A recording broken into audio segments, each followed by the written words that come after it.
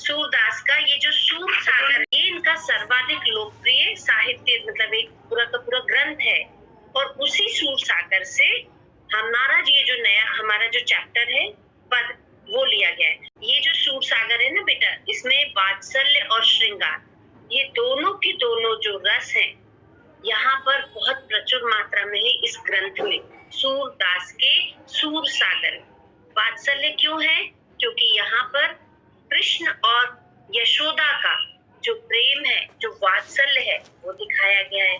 यहाँ कृष्ण और गोपियों का, राधा का वो श्रृंगार रस दिखाया गया है ना। तो बहुत कहते हैं सूरदास जो है वात्सल्य और श्रृंगार रस के श्रेष्ठ कवि माने जाते हैं। पूरा साहित्य है इनका ब्रिज भाषा में। जहाँ सूरसागर कृष्ण ने मथुरा जाने के बाद स्वयं न लौटकर उद्धव के जरिए गोपियों के पास संदेश भेजा था। उद्धव ने निर्गुण ब्रह्म एवं योग का उपदेश देकर गोपियों की विरह वेदना को शांत करने का प्रयास किया। गोपियां ज्ञान मार्ग की बजाय प्रेम पसंद करती थी, इस कारण उन्हें उद्धव का शुष्क संदेश पसंद नहीं आया। तभी वहां एक भौरा आ पहुंचा। यहीं से भ्रमर गीत का प्रारंभ होता है। गोपियों ने भ्रमर के बहाने उद्धव पर व्यंग्य वाण छोड़े। देखिए यहाँ पर क्या कह रहे हैं कि जो सूर सागर है उसका एक पार्ट है भ्रमर गीत, है ना। उस भ्रमर गीत से ये जो हमारे चैप्टर हमारा जो चैप्टर लिया गया है, तो यहाँ पर दो बातें स्पष्ट होना चाहिए आपको कि जो उद्धव है वो ज्ञान की बात बता रहे हैं। ब्रह्म जो निराकार ब्रह्म है, यहाँ कोई मोह माया नहीं, जो ईश्वर है ब्रह्म जो निराकार है उसके बारे में निर्गुण मतलब जो कि हम अपनी आत्मा से ईश्वर को माने, और कोई सगुण नहीं है। सगुण मीन्स कोई मूर्ति या कोई व्यक्ति में नहीं। तो ये संदेश देना चाहते हैं सूरदास। और दूसरा, प्रेम से उसकी तुलना भी करना चाहते कि प्रेम गोपियों के लिए सर्वोपरि प्रेम है, कृष्ण के प्रति उनकी आसक्ति है, कृष्ण के प्रति उनका लगाव है। और दूसरा, जब कृष्ण ने गोपियों को ये संदेश भेजा कि आप ये सिर्फ प्रेम की उसमें माया जाल में ना फंसे रहें, आप अपने कर्म भी करिए, निर्गुण ब्रह्म की उपासना भी करिए, तब गोपियों को ये बात पसंद नहीं आई। तो यहाँ प्रेम मार्ग और ज्ञान मार्ग, ये दो बातों पर विशेष बल दिया गया है। तो यहाँ देखेंगे हम कि गोपियां कितनी अधिक प्रेम के कृष्ण के प्रति समर्पित है कि उनको ज्ञान की कोई बात समझ में नहीं आ रही और ना वो समझना चाहती हैं। तो उनको उद्धव का वो संदेश शुष्क संदेश लगा।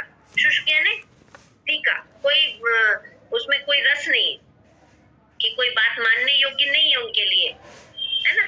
तो वहां पर एक भौरा आ जाता है। जब मैंने आपको बताया था कि उद्धव जब कृष्ण का संदेश लेकर आए हैं, तब गोपियां जो है बड़ी व्याकुल थी। कृष्ण कहाँ गए थे? मथुरा गए, है ना। कहाँ क्यों गए थे?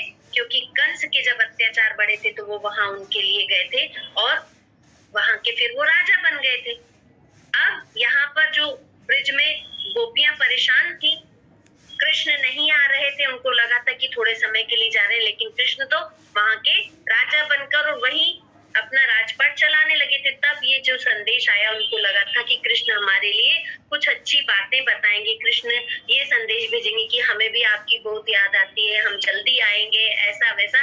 लेकिन उनको ऐसा कोई संदेश नहीं मिला, और उल्टा क्या संदेश मिला कि प्रेम की बातों को छोड़कर ज्ञान और निर्गुण ब्रह्म की उपासना कर, योग का संदेश, वो उनको बिल्कुल पसंद नहीं आया, है ना।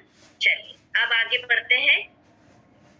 तो यहाँ पर पहले पद में भ्रमर के माध्यम से, किसके माध्यम से? भौरा वहां पर आ जाता है। तो बस भौरे को उन्होंने गोपियां वाक चातुर्य थी, वाक चातुर्य ने बोलने में निपुण, अपनी बात को सिद्ध करने में वो निपुण थी। और उन्होंने किस किस तरीके से सिद्ध किया, किस किस तरीके से अपनी बात को उन्होंने टॉन्ट मारे, ताने किए, किसके लिए? उद्धव के लिए। किसके माध्यम से? उस भौरे के माध्यम से। चलिए देखते हैं। तुम हो अति बड़ी भागी, ये टॉन्ट है। अपरस रहत स्नेह तगाते, अपरस रहत स्नेह तगाते, क्या मतलब? अप्रस यानी अछूते। अप्रस का अर्थ क्या है यहाँ पर? अछूते हो। किससे? स्नेह के स्नेह मतलब स्नेह। ये जो स्नेह लिखा है ना, इसका मतलब है स्नेह। तगा का मतलब है धागा। स्नेह के धागे से अप्रस यानी अछूते हो। ठीक है। अपरस रहत स्नेह तगाते। फिर क्या कह रही है? नाहिन मन अनुरागी, ना ही तुम्हारा मन अनुरागी है। अनुरागी का अर्थ होता है प्रेम करने वाला। बड़े भाग्यवान हो कि तुम कृष्ण के साथ रहते हुए भी अछूते हो। अप्रस यानी अछूते हो। किससे? स्नेह के धागे से। स्नेह के धागे में बंधे नहीं हो। तुम बड़े भाग्यशाली हो।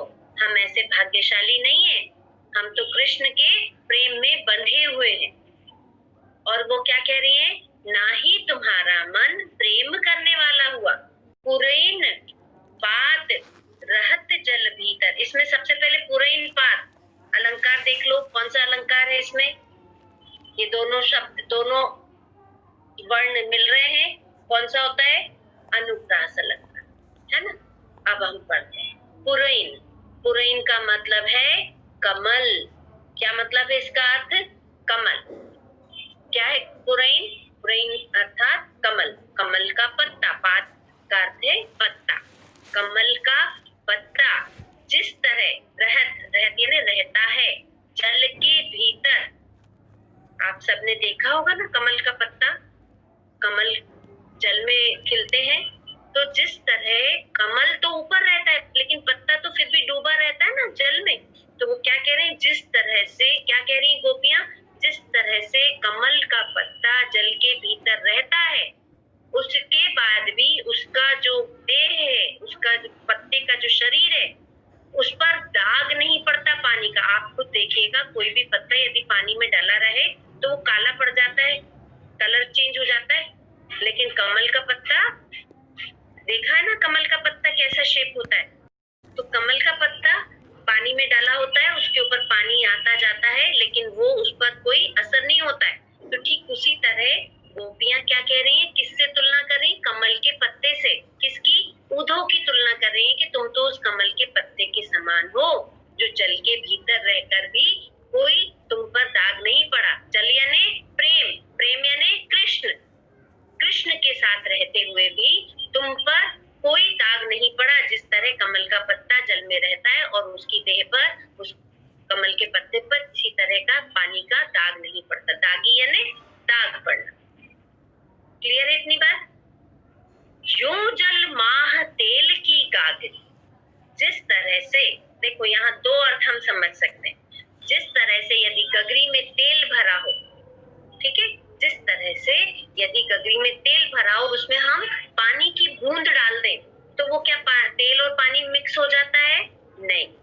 तो यहाँ पर जो तेल है वो कौन है? कृष्ण है।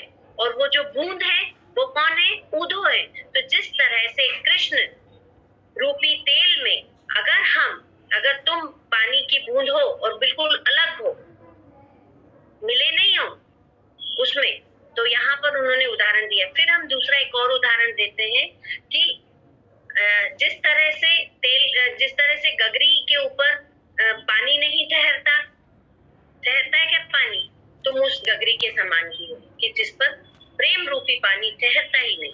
तो जो जल माह तेल की गागरी बूंद न ताको लागी, उसमें अगर बूंद डाल दी जाए तो भी वो उसमें मिक्स नहीं होती। ताको लागी यानी कोई उसको असर नहीं होता। पानी अपना अलग पड़ा रहता है, तेल अपना अलग रहता है। तो यहाँ तेल जो है प्रेम रूपी, कृष्ण रूपी प्रेम है, और जो पानी की बूंद है वो कौन है? उद्धो है। प्रीति नदी में पाँव न बोरियो। प्रीति नदी में पाँव न बोरियो, इसका अर्थ क्या है? प्रीति नदी, सबसे पहले तो ये आप देख लीजिए, ये है रूपक अलंकार। प्रीति नदी प्रेम रूपी नदी, यानी उन्होंने क्या कहा है? प्रेम रूपी। रूपक अलंकार यानी वो प्रेम को नदी के समान रखता है। समान भी नहीं बता रही, नदी ही कह रही है। ये जो डैश लगा है ना बीच में योजक चिन्ह, इसका अर्थ है ये रूपक अलंकार, है ना, आरोपित कर दिया गया है। समझ रहे हैं आप? आरोपित कर दिया गया। तो प्रीति नदी में पाँव न भोरियो, दृष्टि न रूप परागी। ये परागी जो शब्द लिखा है ना बेटा, जो हमने आपको पहले बताया था कि भ्रमर आया था, भौरा आया था, भौरे को ही परागी भी कहते हैं। क्या कहते हैं? परागी। ये पर्यायवाची शब्द भौरे का है। यहाँ पर भौरे से भी तुलना कर रही है गोपियां, किसकी? उद्धव की, कि तुम परागी नहीं हो, है ना, भौरे के समान परागी नहीं हो। अब यहाँ देखो, प्रीति नदी में पाँव, क्या कह रही है गोपियां? कि तुमने प्रीति रूपी नदी में पाँव तक नहीं डुबाया, और ना तुम्हारी दृष्टि, तुम्हारी आंखें, कहते ना सुंदरता देखते हैं तो आंखें हमारी हट नहीं रही है, आंख हटाता हूं तो हट नहीं रही है, तो वो सुंदरता जो तुम देख नहीं पाते हो, तुम परागी नहीं हो, तुम भौरे के समान नहीं हो। जो भौरा सुंदर फूलों को देखकर उनका पराग खाने के लिए, उनका पराग पाने के लिए उन फूलों के आसपास मंडराता है, तो तुम उसके समान भी नहीं। तुमने प्रीति रूपी, प्रेम रूपी नदी में पैर तक नहीं डुबोया है, और ना ही तुम्हारी दृष्टि, तुम्हारी आंखें सुंदरता को देख पाती हैं। जैसे भौरा फूलों की सुंदरता को देखकर उनके पास जाता है, उनका पराग उनसे ले लेता है, खाता है। तो यहाँ पर नदी गोपियों का स्पष्ट ये कहना है कि हम जो है वो प्रीति रूपी नदी में पूरे नहाए हुए हैं। हम तो पूरी तरह से, प्रीति का अर्थ है प्रेम, प्रेम रूपी नदी, उसमें हम तो पूरे डूबे हुए हैं, मगर तुमने उसमें पांव तक नहीं डुबोया है, और ना ही तुम्हारी दृष्टि कैसी है? परागी है। फिर अगली लाइन देखो, सूरदास, यहाँ सूरदास ने अपना नाम लिया है कि सूरदास कहते हैं अबला हम भोरी। सूरदास कहते हैं कि गोपियां कहती हैं कि हम तो अबला हैं। अबला और सबला ये समझते हैं ना, अबला यानी बेचारी, हम तो बेचारी वो भोरी के समान है। मधुमक्खियां, मक्खियां होती है ना जो भोरी, और हम तो वो चींटियों के समान है जो गुड़ के पास